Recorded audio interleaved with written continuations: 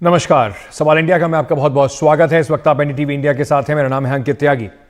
उत्तर प्रदेश के हाथरस में हुई भगदड़ के मामले में 6 लोगों को गिरफ्तार कर लिया गया है। आईजी रेंज अलीगढ़ सुलभ माथुर ने प्रेस कॉन्फ्रेंस करके ये जानकारी दी कि हाथरस भगदड़ केस में गिरफ्तार सभी 6 आरोपी आयोजन समिति के सदस्य हैं। इनका काम भीड़ को नियंत्रित करना था। गिरफ्तार लोगों में 2 महिलाएं भी शामिल हैं। हादसे में मारे गए 121 मृतकों की पहचान हो चुकी है। मुख्य आरोपी देव प्रकाश मुदकर पर 1 लाख रुपए का इनाम भी घोषित किया गया है और उसके खिलाफ जमानती वारंट की कार्रवाई जो है वो चल रही है। आईजी सुलभ माथुर ने यह भी बताया कि जांच जो है उसमें हादसा है या साजिश, इसकी भी तहकीकात की जा रही है। साथ ही उन्होंने कहा कि एफआईआर में नारायण सरकार उर्फ भोले बाबा का नाम नहीं है। अगर उनका रोल सामने आएगा तो उनसे भी पूछताछ की जाएगी। जिम्मेदारी आयोजकों की होती है। आयोजक का नाम एफआईआर में डाल दिया गया है।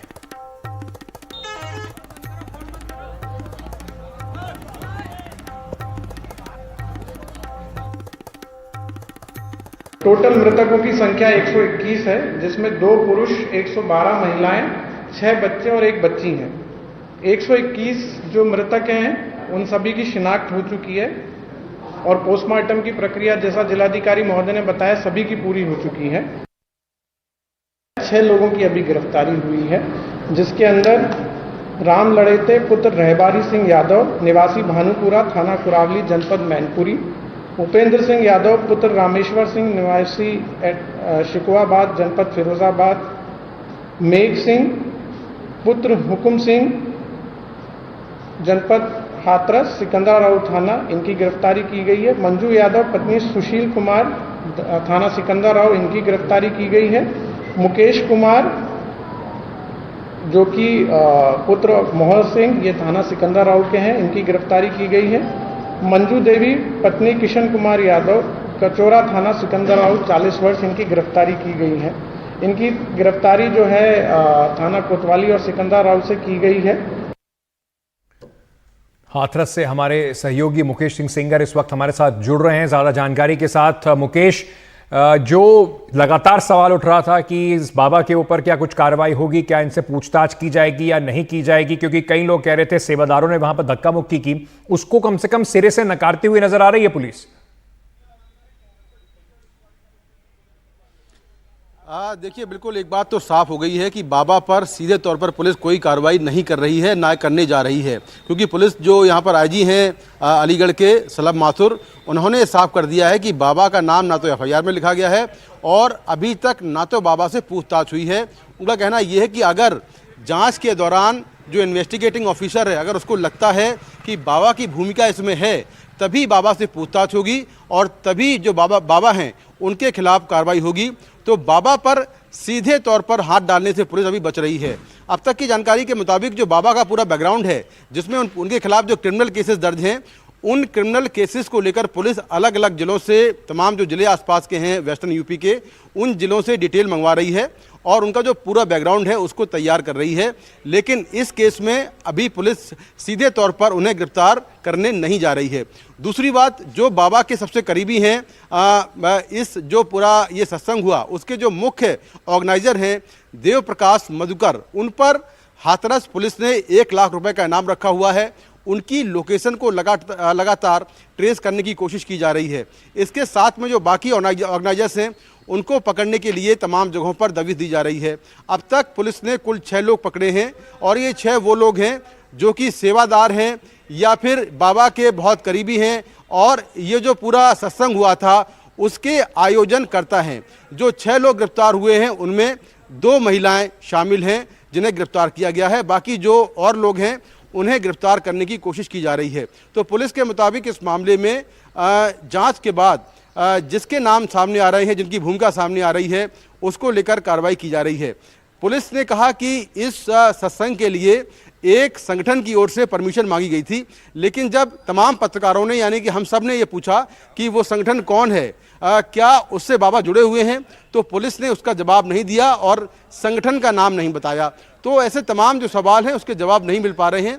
लेकिन फिलहाल 6 लोग गिरफ्तार किए गए हैं और अभी बाकी के जो आरोपी हैं उन्हें गिरफ्तार करने की कोशिश की जा रही है और तमाम जगहों पर पुलिस की दबिश जो है वो जारी है। खासतौर से वेस्टर्न यूपी के तमाम शहरों में जहां पर बाबा का सबसे ज़्यादा प्रभाव है और बाबा के सबसे ज़्यादा फॉलोवर्स हैं, उसके सेवादार हैं, उनको गिरफ्त में लेने की कोशिश की जा रही है, जो सीधे तौर पर इस भगदड़ के मामले से जुड़े हुए हैं। जी मुकेश, जाने से पहले आपसे एक सवाल और पूछना चाहूंगा। ये जो जिस तरीके से पुलिस ने आज बताया कि बाबा से सीधे तौर पे पूछताछ नहीं होगी, लेकिन जो ऑर्गेनाइजर्स हैं उनकी जिम्मेदारी बनती है, क्या प्रशासन ने अपने जो खामियां हैं उसके ऊपर भी कोई चर्चा की? पुलिस के वहां पर सिर्फ 40 जवान तैनात थे ऐसा बताया जा रहा है, क्या उसके ऊपर भी कोई कार्रवाई हो रही है, कोई जांच हो रही है?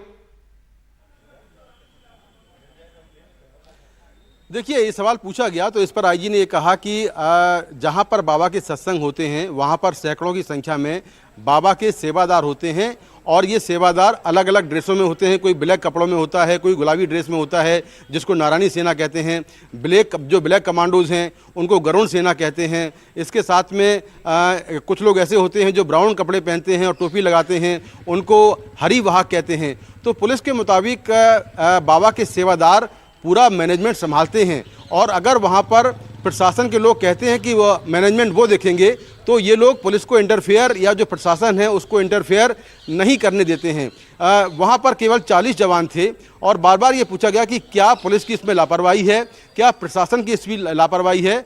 तो आईजी ने ये कहा कि इसके लिए जो न्यायिक आयोग है उसका गठन हो गया है और आयोग जांच करेगा कि क्या प्रशासन की कोई लापरवाही है और अगर लापरवाही जांच में सामने आती है तो उनके खिलाफ कार्रवाई की जाएगी। यानी कि जो आईजी हैं उन्होंने सीधे तौर पर इस सवाल का जवाब नहीं दिया और ये सारा जो मामला है ये जुडिशियल जो आयोग है उस पर उसकी तरफ भेज दिया। जी मुकेश, बहुत बहुत शुक्रिया हमारे साथ जुड़ने के लिए। इस पूरी घटना पर जो इस तरह से जांच चल रही है उसकी जानकारी दर्शकों तक देने के लिए आगे बढ़ते हैं और बात करते हैं। एनडीटीवी की टीम ने भोले बाबा नारायण सरकार के गांव पैरमपुर में जाकर वहां लोगों से बातचीत की। उनके पड़ोसियों ने उनके कई राज खोले। उनके पड़ोसियों की से बात करते हमारे सहयोगी रवीश रंजन।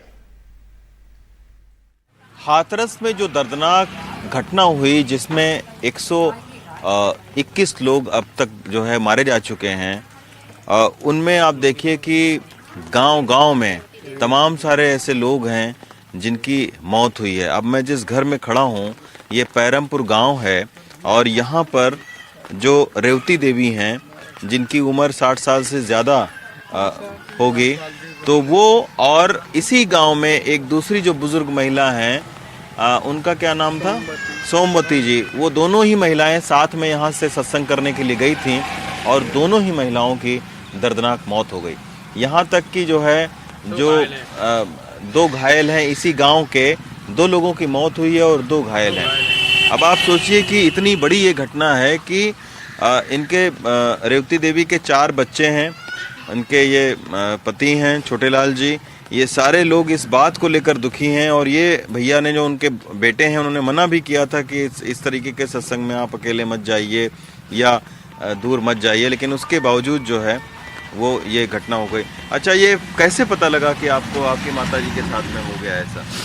मुझे तो मैं बता रहा ना, मुझे तो उसने मतलब वो जो हमारे साथ का लड़का था ना उसके पास किसी ने फ़ोन किया, उनके पर्स में, उनकी मम्मी के पर्स में किसी को नंबर मिल गया, निकाल लिया, तो उनने फ़ोन किया उसके पास, मतलब किसी ने देखा बेटा के पास था तो उनने फ़ोन किया उनके बाद कि ऐसे ऐसे तुम्हारी मम्मी की, ये मम्मी है कौन है, तुम्हारी इनकी डेथ हो गई, ख़त्म हो गई हैं ये, और उसमें गाड़ी में भर के ले जा रहे रेटा।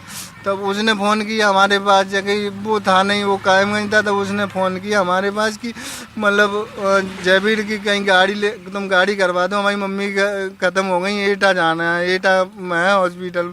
तो अपनी मम्मी तो हमारी गई है संग, हमने की तो हम बन से पटियाली थे, पटियाली से भाग के आए यहाँ से, तो यहाँ मोटरसाइकिल उठाई हम और हमारा छोटा भाई दोनों मोटरसाइकिल उठा के एटा पहुँचे तो वहाँ लैस ही लैस दिखाई दे रही थी। जब लैस दिखाई दे रही थी तो मैं अंदर घुसने नहीं दे रहे, फिर एक ही करके मतलब घुसने दिया, तो ज़बरदस्ती जब घुसने दिया तो वहाँ पे देखा तो मम्मी और वो दोनों ही लोग कदम पड़े हुए थे। इस तरह की कई दुखद किस्से इस वक्त यहाँ से सामने आ रहे हैं। लोगों ने अपने परिजनों को खो दिया है और ऐसे ही एक व्यक्ति की कहानी आपको बताते हैं। उन्होंने कहा कि मेरी अगर माँ मिल जाए तो मैं उनके सत्संग में कभी नहीं जाने दूंगा। ये कहना है मैनपुरी निवासी मुनीश कुमार का, जो जिनकी 54 वर्षीय माँ सोमवार को सत्संग में निकली थी और अब तक उनका कुछ पता नहीं चल पाया है। मुनीश उनको मैनपुरी एटा से खोजते हुए अब हाथरस के जिला अस्पताल पहुंचे हैं, जहां पर अभी तक उन्हें निराशा हाथ लगी है। मंगलवार को सत्संग में आए लोगों में कई लोग ऐसे भी हैं जो अब तक मिसिंग हैं, उनके बारे में कोई जानकारी अब तक नहीं मिल पा रही है कि आखिर वो कहाँ हैं। ऐसा ही एक परिवार मेरे साथ है जो कि मैनपुरी से आया है। क्या नाम है आपका? मीनेश कुमार। ये बताइए मिनेश, आपके कौन मिसिंग है, कौन घर से गायब है? मेरे घर से मम्मी। मम्मी, क्या नाम है उनका? रामकली। रामकली। फोटो आपके पास है मम्मी? हाँ जी। तो ये इनकी माता जी हैं, ये मंगलवार से मिसिंग चल रही हैं और ये सत्संग में आई हुई थी। मिनेश, कब आई थी, कैसे क्या हुआ, थोड़ा बताओ। मतलब सेवा करती हैं सत्संग में ही। अच्छा। हाँ जी। अच्छा। सोमवार को घर से आई हैं। अच्छा। उसके बाद उन्होंने कही कि सत्संग करके आ जाएंगे लौट के, तो आई नहीं वो। तो मैंने फ़ोन किया तो फ़ोन किसी और ने उठाया है। अच्छा, किसने उठाया? उनके संग रहती हैं, सेवा करती हैं, वो संग में रहती हैं, वो उन्होंने उठाया। तो उन्होंने बोला कि 10 मिनट बाद अभी बात करा रही हूँ, मैं अंदर हूँ। तो मैंने 10 मिनट बाद फ़ोन किया तो वो कह रही है वो तो आगरा चली गई। वो तो आगरा चली गई। मैंने कहा आगरा चली गई तो अपना मोबाइल नहीं ले गई? कि नहीं, मोबाइल छोड़ गई है मेरे पास। मैंने कहा मोबाइल यहाँ से कैसे छोड़ जाएंगी? अच्छा। तो फिर उन्होंने फ़ोन काट दिया। अच्छा। फिर मिलाया तो कह रही कि भाई साहब तुम मुझे परेशान कर रहे हो, बार बार फ़ोन करके। यहाँ पे कोई बात नहीं हुई है, कोई दुर्घटना नहीं हुई है, कुछ नहीं हुआ है। अच्छा। ये बोला। अच्छा। तो ठीक है। फिर मैंने कही ऐसे कैसे? मैंने कहा ये न्यूज़ में दिखा रहे हैं सो। उसके बाद उन्होंने फ़ोन स्विच ऑफ कर लिया। आपको क्या लगता है जो घटना हुई है इसके लिए बाबा भी जिम्मेदार हैं कहीं? सर इसका क्या कहें, इसका हम क्या बोले अब इसके बारे में। अच्छा, मतलब अब ये तो- किसको जिम्मेदार मानते हैं आप? सर अब जी तो अब आपकी माता जी भी नहीं मिल रही हैं, किसको आप रिस्पॉन्सिबल मानते हैं इसके लिए?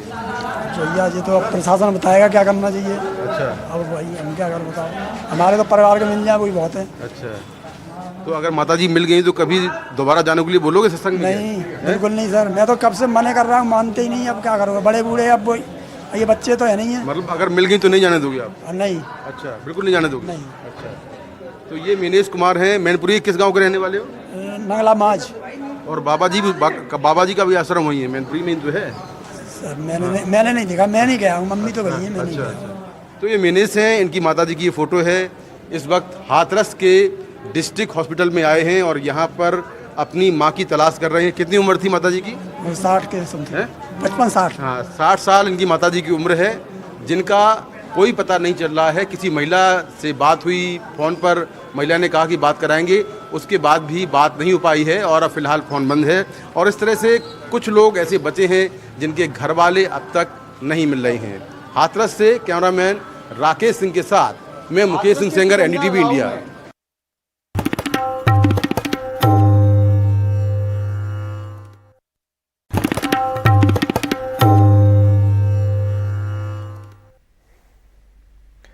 हाथरस हादसे की जांच पर कर रही उत्तर प्रदेश की पुलिस की SOG यानी कि स्पेशल ऑपरेशन ग्रुप ने बाबा भोलेनाथ उर्फ सूरजपाल के मैनपुरी आश्रम में पहुंची। वहां पर SOG टीम ने SP सिटी के साथ सूरजपाल के आश्रम के अंदर पहुंचकर पूछताछ की। मैनपुरी के SP सिटी राहुल मिठास से बात करते हुए उन्होंने कहा कि हम आश्रम में सुरक्षा का जायजा लेने आए थे। आधे घंटे से ज़्यादा वक्त तक आश्रम के अंदर SP सिटी राहुल और DSP चंद्रकेश के साथ SOG आश्रम के अंदर ही रही।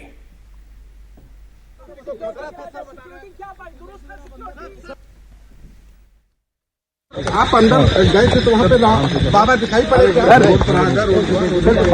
लोगों ने क्या तस्वीर की?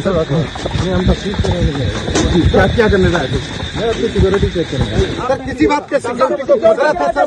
क्या सर बढ़ाने की जरूरत है? अंदर क्या मिला आपको? अंदर कितनी सिक्योरिटी है सर आपकी? सर सिक्योरिटी रात में आई है, आप लोग तो मामूली बात तो नहीं है ना सर? 1 मिनट बस बात कर लीजिए। सर किसे तो बाबा अंदर है सर? सर किसे सिक्योर कर रहे हैं आप? 1 मिनट बोलने दीजिए। बाबा को अंदर नहीं देखा। वहीं दुनिया के 2 ताकतवर देश चुनाव का सामना कर रहे हैं। UK में आज वोटिंग हो रही है और शुक्रवार तक वहां पर नतीजे जो हैं वो आ जाएंगे। ये चलेगा पता कि ऋषि सुनाक की 2.0 सरकार बनेगी या फिर लेबर पार्टी के नेता कीर स्टारमर प्रधानमंत्री बनेंगे। सुनाक लगभग बाहर माने जा रहे हैं, लेकिन दूसरी तरफ अमेरिका में कमला हैरिस की एंट्री हो सकती है। यूके के चुनाव में कंजर्वेटिव पार्टी की अब तक के सबसे खराब प्रदर्शन की संभावना है और ऋषि सुनाक की प्रतिष्ठा दांव पर है। दूसरी तरफ अमेरिका में राष्ट्रपति चुनाव के लिए डिबेट्स शुरू हो गई हैं और पहले दौर में ट्रंप और बाइडेन के बीच हुई बहस को दुनिया ने देखा और बाइडेन के लड़खड़ाने को भी। इसके बाद चर्चा तेज है कि बाइडेन आउट हो सकते हैं और उनकी जगह ले सकती हैं भारतीय मूल की कमला हैरिस। तो एक तरह से दो ताकतवर देशों के चुनाव के केंद्र में हैं दो भारतीय मूल के नेता। ऋषि सुनाक जहां आउट होने जा रहे हैं, वहीं कमला हैरिस की एंट्री हो सकती है और भारतीय मूल के लोगों का इन चुनावों में अहम रोल होगा। पहले देखते हैं ब्रिटेन की तस्वीर। यूके में जीते जो भी, इस आम चुनाव में देश में सबसे विविधतापूर्ण संसद बनने की उम्मीद है। देश भर से चुने जाने वाले भारतीय मूल के सांसदों का भी रिकॉर्ड बन सकता है। यूके में कुल 650 सीटें हैं, जिसमें 50 सीटें ऐसी हैं जिस पर भारतीय वोट निर्णायक होंगे। दक्षिण एशियाई मूल के करीब 25 से 30 लाख आबादी में बड़ी संख्या भारतीयों और पाकिस्तानियों की है, जिनमें बहुत से लोग यहाँ मतदान का अधिकार रखते हैं। भारतीय मूल के 107 उम्मीदवार मैदान में हैं। कंजर्वेटिव पार्टी से 30 भारतवंशी उम्मीदवार हैं। लेबर पार्टी से भारतीय मूल के 33 उम्मीदवार हैं, जबकि 2019 में भारतीय मूल के सिर्फ 63 उम्मीदवार थे और 15 सांसद जीत कर आए थे। हालांकि लेबर पार्टी के पक्ष में वोट करने वाले भारतीय मूल की बिजनेस कम्युनिटी का झुकाव पिछले कुछ सालों में कंजर्वेटिव पार्टी की तरफ हो गया है, लेकिन भारतीय मूल के लोगों में इस बार सुनक के खिलाफ नाराजगी है। दूसरी तरफ अमेरिका में पहले प्रेसिडेंशियल डिबेट के बाद चीजें बदलती दिख रही हैं। जो बाइडेन के चुनाव मैदान से हटने की चर्चा तेज है। डोनाल्ड ट्रंप के साथ पहली डिबेट में बाइडेन के कमजोर प्रदर्शन से डेमोक्रेट्स के बीच घबराहट है। सूत्रों के हवाले से की गई रिपोर्ट के मुताबिक बाइडेन के चुनावी मैदान से हटने की स्थिति में उपराष्ट्रपति कमला हैरिस उनकी जगह लेने के लिए पसंदीदा उम्मीदवार हैं। हैरिस के अलावा दूसरे प्रभावशाली डेमोक्रेट्स के नाम भी हैं, जिनमें कैलिफोर्निया से गॉविन न्यूसम, मिशिगन के ग्रेचन विटमर और पेंसिल्वेनिया के जोश शापिरो के नाम प्रमुख हैं। लेकिन चिंता ये भी है कि अमेरिका ने कभी किसी महिला को राष्ट्रपति नहीं चुना है, तो हर तरफ बदलाव की हवा है। फ्रांस में पहले चरण के संसदीय चुनाव के बाद देश की कट्टर right wing party national rally ने अपनी बढ़त बनाई और वो सत्ता की दहलीज के करीब है। नेशनल रैली के लिए ये लंबा सफर रहा है। पार्टी के पास करिश्माई युवा नेता हैं जो फ्रांस के राष्ट्रपति बन सकते हैं और उसके एजेंडे में है टैक्स में कटौती और विदेशियों को मिल रहे फायदों को खत्म करना। फ्रांस में नेशनल रैली की बढ़त ऐतिहासिक है। इसके साथ साथ एक और बात खास है जो कि फ्रांस और अमेरिका दोनों जगह दिखाई दे रही है, और वो है दक्षिणपंथी आवाजों का मजबूत होना, राइट विंग का मजबूत होना। लेकिन इसके अलावा यूके और अमेरिका में जो एक चीज कॉमन नजर आ रही है वो है इंडिया फैक्टर। बल्कि यूके में लेबर और कंजर्वेटिव दोनों ही भारतीयों को लुभाने में जुटे हुए हैं, और अगर अमेरिका में कमला हैरिस की दावेदारी मजबूत होती है तो फिर भारत की चर्चा वहां भी रहेगी। नई दिल्ली से नगमा, एनडीटीवी के लिए। वहीं आपको याद दिला दें, हुंडई और एनडीटीवी की पहल समर्थ में आज रात 10:30 बजे देखना ना भूलें अभिषेक चमोली की कहानी, जिनके लिए कोई भी दूरी मायने नहीं रखती।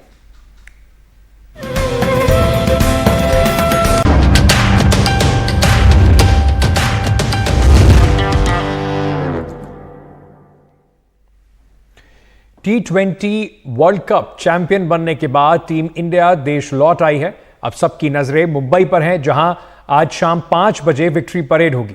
नरीमन पॉइंट से वानखेड़े स्टेडियम तक टीम इंडिया के खिलाड़ी, कोचिंग स्टाफ और सपोर्ट स्टाफ खुली बस में विक्ट्री परेड के लिए निकलेंगे।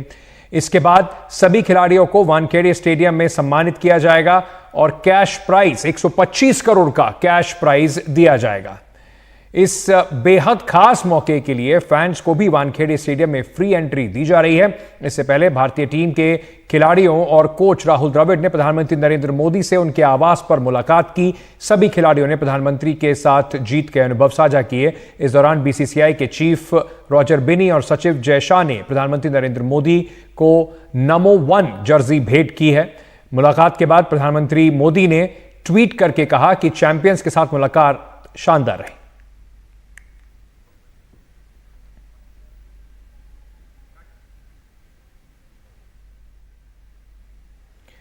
मेरे सहयोगी विमल मोहन इस वक्त हमारे साथ जुड़ रहे हैं। विमल, खास तौर से मगर देखा जाए तो इतना लंबा इंतजार खत्म हुआ है, आईसीसी ट्रॉफी को जीतने का इंतजार खत्म हुआ है, ऐसे कई मौकों के आप वैसे गवा रहे हैं, इस तरह के जश्नों के आप गवा रहे हैं, इस बार क्या खास है?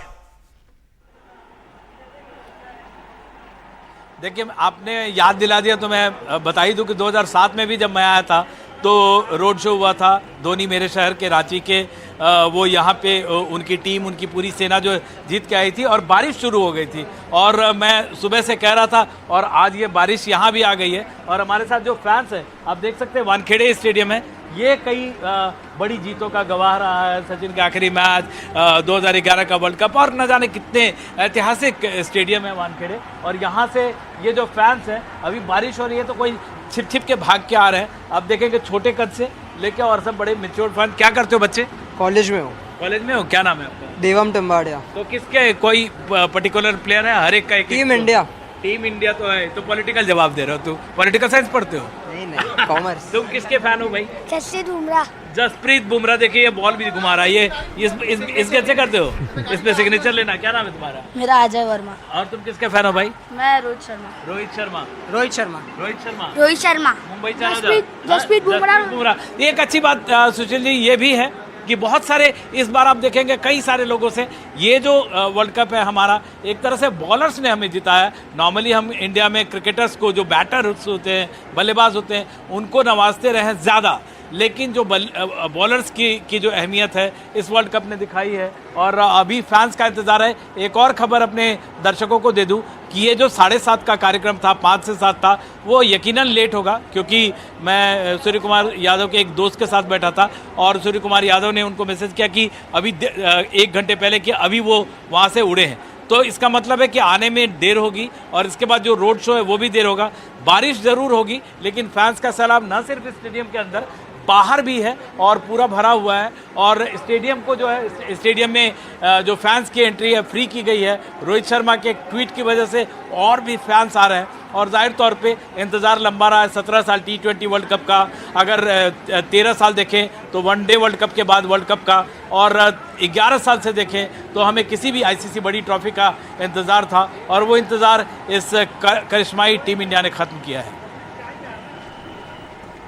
विमल, जैसे आप बता रहे थे कि थोड़ा सा लेट ज़रूर होगा कार्यक्रम, तो आज जैसे बारिश भी वहाँ पर हो रही है, तो क्या विक्ट्री परेड खुली बस में हो पाना संभव दिखाई पड़ रहा है, नहीं पड़ रहा है, और क्या पूरा कार्यक्रम रहेगा आज?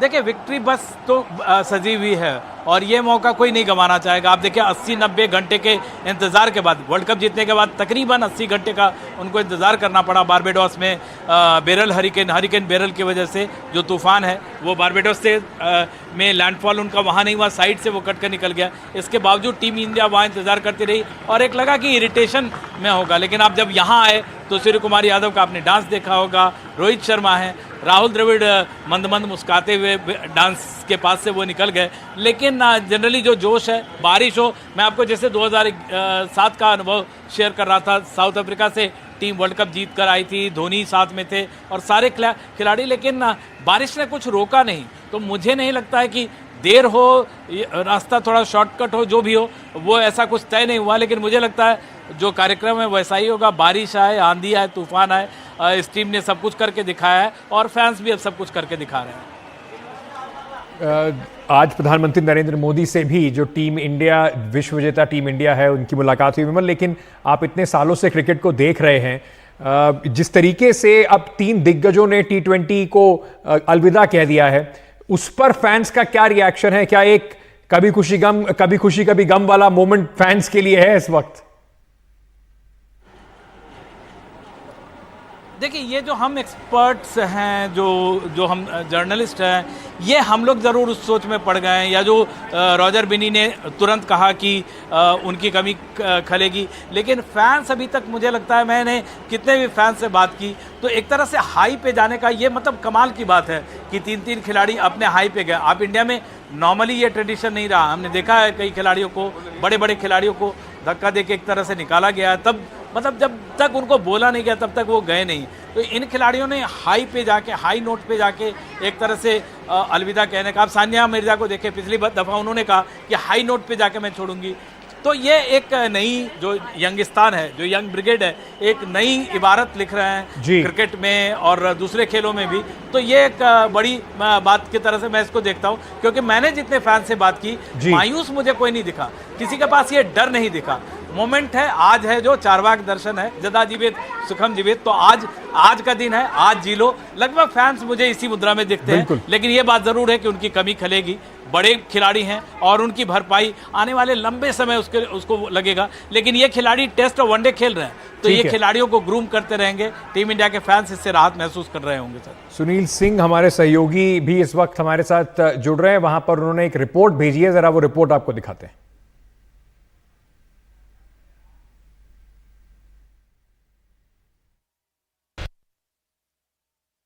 मैं इस समय मरीन ड्राइव पर एयर इंडिया की बिल्डिंग के ठीक पास में खड़ा हूं। विश्व विजेता भारतीय क्रिकेट टीम का जो विजय जुलूस है वो यहां से गुजरेगा। दरअसल उसकी शुरुआत सामने एनसीपीए है, मरीन ड्राइव का आखिरी छोर, जहां पर आखिरी जो बिल्डिंग दिखाई पड़ रही है, वहां से खुली बस में विक्ट्री परेड शुरू होगी। वहां से भारतीय क्रिकेट खिलाड़ियों का काफिला यहाँ इस एयर इंडिया जंक्शन के पास पहुँचेगा। देखिए अभी से लोग जो हैं फैंस यहाँ पर जमा होना शुरू हो गए हैं, जो इंतज़ार कर रहे हैं कि कब भारतीय क्रिकेट टीम यहाँ से निकलेगी। और यहाँ से होते हुए ये विजय जुलूस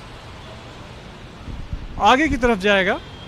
सामने आपको वानखेड़े स्टेडियम की लाइटें दिखाई पड़ रही होंगी, लगभग यहाँ से 1 किलोमीटर दूर। वहाँ पर जाकर जो विक्ट्री बस है वो स्टेडियम में चली जाएगी और फिर स्टेडियम में एक शानदार कार्यक्रम होगा।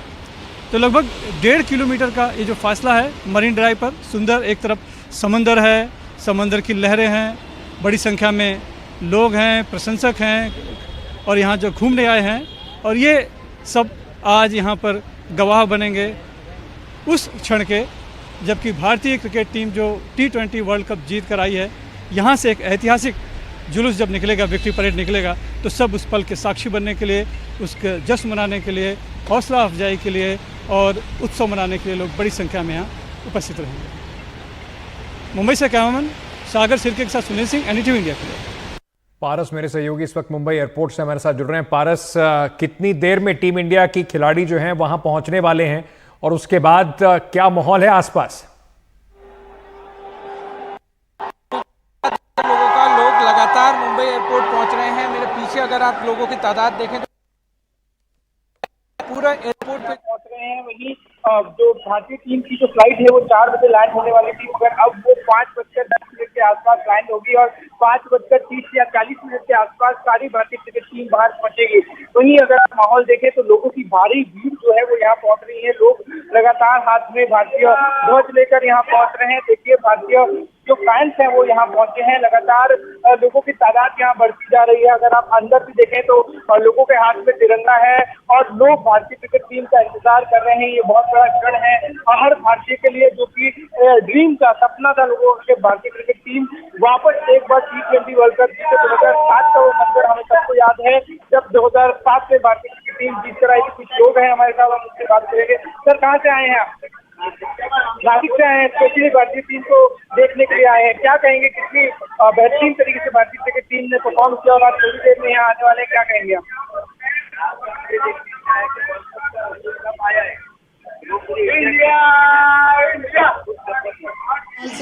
11 साल से इस मूवमेंट का इंतजार कर रहे थे और वो मूवमेंट अभी कुछ देर में रोहित शर्मा उसकी टीम के साथ पूरा वानखेड़े स्टेडियम में आ रहा है। इसकी बारिश आए, तूफान आए, हम इधर से हिलेंगे नहीं, इधर ही रहेंगे। इतना जोश है, इतना जुनून है, इतने दूर से आए हैं हम सिर्फ रोहित शर्मा और उसकी टीम को देखने के लिए। क्या नाम है आपका? ऋतुजा, मुंबई। टीम इंडिया आज वानखेड़े स्टेडियम आ रही है, भारत ने T20 वर्ल्ड कप जीत लिया है, क्या कहेंगे? हम लोग को सबसे ज्यादा खुशी हो रही है कि इंडिया वर्ल्ड कप फिर से ट्रॉफी लेके इंडिया में आ रहा है। स्पेशली मुंबई में हम वो मोमेंट एंजॉय करने के लिए यहाँ पे आए हैं। बारिश के बीच में आप लोग खड़े हैं, बहुत ज्यादा देख सकते हैं आप, सब लोग इतने खुश है कि बारिश में भी कोई कहीं गया नहीं है, सब लोग एंजॉय कर रहे हैं। और मैंने डांस भी किया।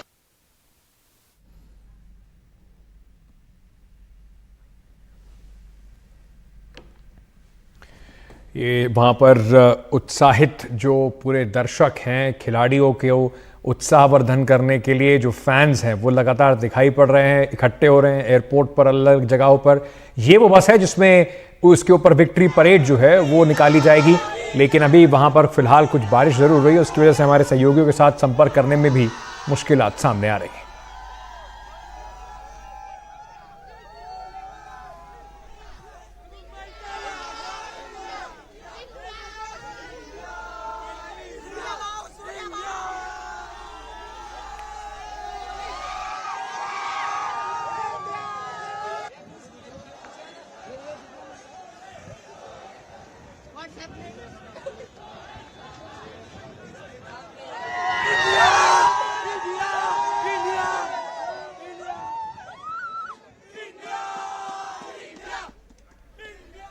तो लगातार कोशिश कर रहे हैं आपको मुंबई का माहौल दिखाने के लिए, जहां पर दर्शक जो हैं, फैंस जो हैं, वो उत्साह में भारतीय टीम का इंतजार कर रहे हैं, भारतीय क्रिकेट टीम का जिसने T20 वर्ल्ड कप जीता है।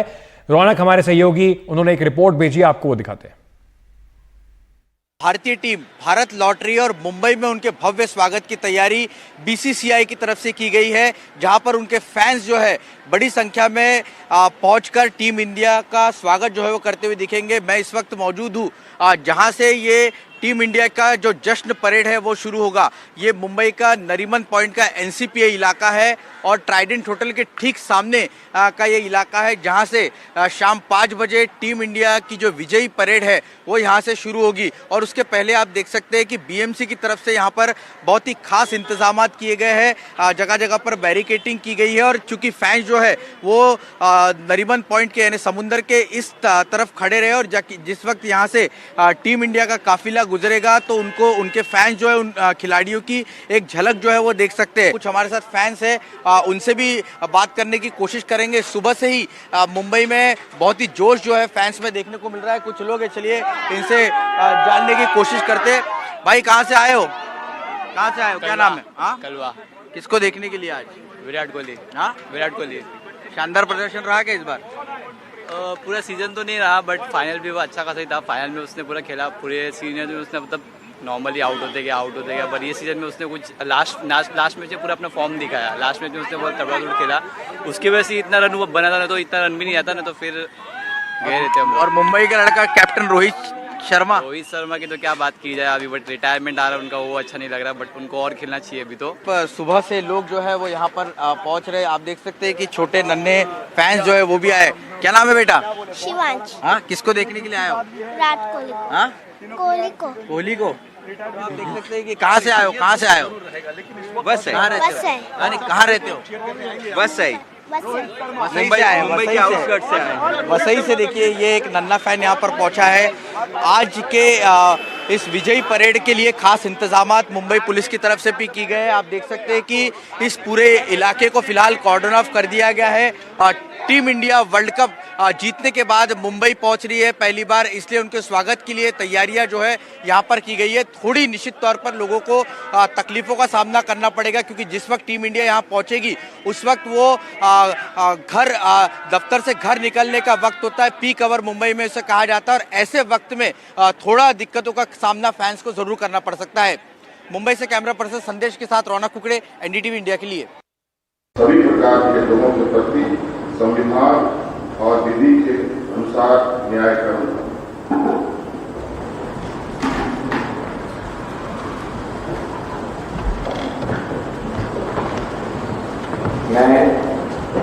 मैं हेमंत सोरेन सत्यनिष्ठा से प्रतिज्ञा करता हूं कि जो विषय झारखंड राज्य के मुख्यमंत्री के रूप में मेरे विचार के लिए लाया जाएगा अथवा मुझे ज्ञात होगा, उसे किसी व्यक्ति या व्यक्तियों को तब के सिवाय जबकि ऐसे मुख्यमंत्री के रूप में मैं कर्तव्यों के समय निर्वहन के लिए ऐसा करना अपेक्षित हो, मैं प्रत्यक्ष अथवा अप्रत्यक्ष रूप से संसूचित या प्रकट नहीं करूंगा।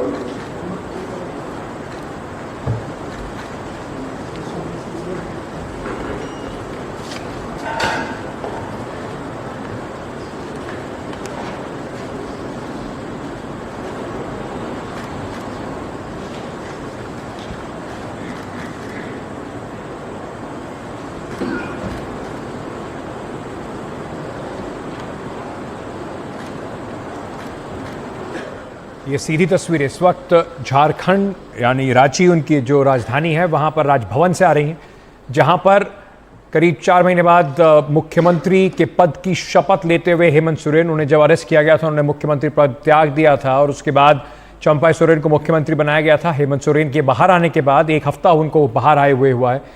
वहां पर हेमंत सोरेन ने अब कमान अपने हाथ में एक बार फिर से ले ली है। आपको याद दिला दें, झारखंड में इस बार चुनाव भी हैं, अब अगले कुछ महीनों में झारखंड में चुनाव भी होंगे। हमारे साथ हमारे वरिष्ठ सहयोगी मनीष कुमार इस वक्त जुड़ रहे हैं। मनीष जी, हेमंत सोरेन की वापसी को किस तरीके से आप देखते हैं? क्योंकि अगर थोड़ा देखा जाए तो दोनों तरफ से जो बीजेपी है वो कह रही है कि देखिए इनको सत्ता का कितनी लालच है, बाहर आते ही कुर्सी पर बैठ गए, और दूसरी तरफ एक बार फिर से कमान अपने हाथ में लेते दिखाई पड़ रहे हैं चुनाव से पहले। अंकित, देखिए, अगर हेमंत सोरेन ने एक बार फिर सत्ता की कमान संभाली है तो उसके पीछे 2 ही कारण बताए जा रहे हैं। एक कि जो विधायक हैं महागठबंधन के जो विधायक हैं वो ये चाहते थे कि चूंकि मैंडेट शुरू से ही हेमंत सोरेन को मिला है और खासकर 5 महीने जेल से निकलने के बाद और खासकर जब उन्हें जेल भेजा गया, उससे झारखंड का जो एक बड़ा वोटरों का जो तबका है, आदिवासी हो, पिछड़े हो, दलित हो, उसके बीच में हेमंत सोरेन का ग्राफ या उनकी आप लोकप्रियता और बढ़ी है, जिसका एक नज़ारा लोकसभा चुनाव में आपको देखने को मिला कि जब जो अनुसूचित जनजाति यानी कि जो आदिवासियों के लिए जो 5 सीटें वहां रिजर्व हैं, वो चाईबासा की सीट हो, लोहरदगा, खूंटी, दुमका और साथ ही साथ राजमहल की सीट, वो सारी सीटें जो है महागठबंधन जीती थी, 2 कांग्रेस, 3 जेएमएम ने जीती थी। और वो नहीं चाहते थे कि किसी भी तरीके से जो है कि हेमंत सोरेन अगर अगले 2 महीने या 3 महीने इंतजार करते तो झारखंड के अंदर एक समानांतर सत्ता का वो केंद्र होते, उसमें मुख्यमंत्री की कुर्सी या कहिए मुख्यमंत्री का जो एक अपना इकबाल होता है वो भी कम होता और साथ ही साथ उनको और ज्यादा आलोचना झेलनी पड़ती। लेकिन इस पूरे सत्ता का हस्तांतरण जो हुआ है उसमें निश्चित रूप से जो भूतपूर्व मुख्यमंत्री चंपाई सोरेन है वो खुश नहीं थे। वो कल उन्होंने काफी जो बैठक हुई उसमें काफी रुआंसे होकर उन्होंने ये सफाई दी कि आपको 2 से 3 महीने तक आपको इंतजार करना चाहिए था। लेकिन विधायकों का मत यह था कि चूंकि चुनाव एक बार फिर हेमंत सोरेन के नेतृत्व में ही लड़ना है, इसलिए हम नहीं चाहते हैं कि फिर कोई बिहार में जैसा एक जीतन राम मांझी प्रकरण हुआ था वैसी कोई स्थिति आए। बिल्कुल, उसी पर से जुड़ा मैं आपसे सवाल पूछने वाला था कि शायद बिहार में जो हुआ, जो पड़ोसी राज्य में, उससे सीख लेते हुए हेमंत सोरेन बिल्कुल देरी नहीं करना चाह रहे हैं। आगे अब जिस तरीके से कार्रवाई होगी, क्योंकि हेमंत सोरेन बेल पर अभी बाहर हैं, पूरी तरीके से बरी नहीं हुए हैं, किस तरीके से आप राजनीति में मोड़ देख रहे हैं? उनकी पत्नी भी अब एमएलए बन गई हैं। देखिए अंकित, जो भले ही वो जमानत पर हों, लेकिन झारखंड उच्च न्यायालय का उनके मामले में जो फैसला आया है उस फैसले से आप कह सकते हैं कि महागठबंधन के नेताओं को लगता है कि एक बारगी उन्हें क्लीन चिट मिल गया है, क्योंकि जो ईडी का जो केस था उस केस के बारे में काफी प्रतिकूल टिप्पणियां झारखंड उच्च न्यायालय के माननीय न्यायाधीश ने हेमंत सोरेन के मामले में उन्हें जमानत देते हुए की है। भले ही ईडी ये कह रही हो कि वो आने वाले दिनों में सर्वोच्च न्यायालय में इस फैसले के खिलाफ अपील करेगी, लेकिन आज की तारीख में जो झारखंड के जो महागठबंधन के समर्थक हैं, खासकर जेएमएम के जो समर्थक हैं, हेमंत सोरेन के समर्थक हैं, उनका यही कहना है कि वो पाक साफ होके निकले हैं। जो हाईकोर्ट का जो फैसला है उस फैसले में जो वाक्य हैं, जो पंक्तियां हैं, उससे तो यही साफ होता है कि उनके खिलाफ जो मामला था उसे निरस्त कर दिया गया है। वैसे में आने वाले दिनों में एक बार फिर उन्हें जेल जाने की कोई संभावना नहीं लग रही है। अगर वो ऐसी संभावना भी आती है तो आप जानते हैं कि लोकसभा चुनाव के दौरान झारखंड की राजनीति में जो महागठबंधन की स्टार कैंपेनर थी वो हेमंत सोरेन की पत्नी कल्पना सोरेन भी थी, और कल्पना सोरेन ने कई जगहों पर न केवल प्रचार किया बल्कि अब वो झारखंड विधानसभा में विधायक बनकर भी वापस आई हैं। अंकित, मनीष जी, बहुत बहुत शुक्रिया हमारे साथ जुड़ने के लिए। तो झारखंड में सत्ता परिवर्तन, हेमंत सोरेन एक बार फिर से मुख्यमंत्री पद पर हो रहे हैं आसीन। अभी यहाँ पर शपथ समारोह की ये तस्वीरें आप देख रहे थे। आने वाले कुछ महीनों में झारखंड में विधानसभा चुनाव है और उसके मद्देनजर ये एक अहम घटना इस वक्त झारखंड में दिखाई पड़ रही है। चलिए अब वक्त हो चुका है एक सवाल का, जिस पर आप अपनी राय QR कोड को स्कैन करके हमें दे सकते हैं। वो QR कोड आपकी स्क्रीन पर है, आप अपना जवाब NDTV को भेज सकते हैं। सवाल यह है कि क्या भ्रष्टाचार के कारण बिहार में एक के बाद एक पुल ढह रहे हैं? तो आपको बस इतना ही करना है कि QR कोड को स्कैन कीजिए और अपना जवाब NDTV को भेज दीजिए।